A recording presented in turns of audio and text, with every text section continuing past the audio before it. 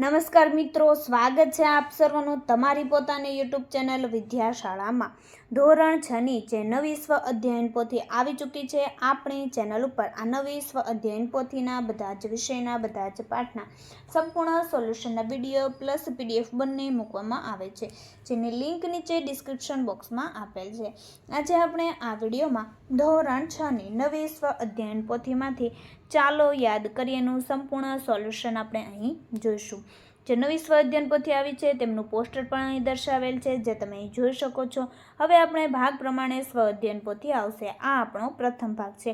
તેવી જ રીતના દરેક વિષયમાં તેના 1-2 ચેપ્ટર આવશે, તેવી જ રીતના બીજો ભાગ, ત્રીજો ભાગ અને ચોથો ભાગ પણ આવશે। આ સંપૂર્ણ સોલ્યુશનની PDFની લિંક નીચે ડિસ્ક્રિપ્શન બોક્સની અંદર મળી જશે।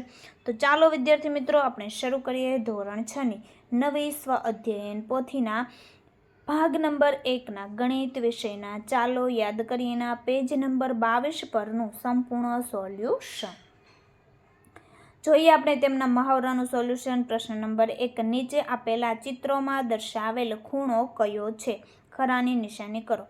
તો અહીં તમને કેરમ આપેલી છે તો તેમાં છે કાટકોણ। ત્યાર પછી અહીં તમને જાળી આપેલી છે તો તેમાં કાટકોણથી નાનો। ત્યાર પછી વૃક્ષ તો કાટકોણથી મોટો। ત્યાર પછી અહીં ચિત્ર આપેલું છે જોકરની ટોપી તો તેમાં કાટકોણથી નાનો। ત્યાર પછી છે પ્રશ્ન નંબર 2, નીચેની કઈ આકૃતિમાં કાટકોણથી નાનો ખૂણો છે? તો જોઈએ નંબર 1 તે કાટકોણથી નાનો છે। ત્યાર પછી નંબર 2 કાટકોણથી નાનો। નંબર 4 કાટકોણથી નાનો। ત્યાર પછી નંબર 6 તે પણ કાટકોણથી નાનો। નંબર 7 તે પણ કાટકોણથી નાનો।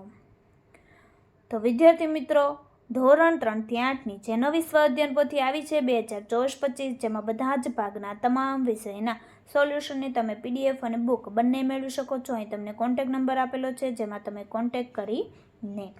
તો વિદ્યાર્થી મિત્રો, ફરી આપણે મળીશું જે બીજા વિષયની નવી સ્વ અધ્યયન પોથી આવી ચૂકી છે તેમના સંપૂર્ણ સોલ્યુશનના વિડીયો સાથે।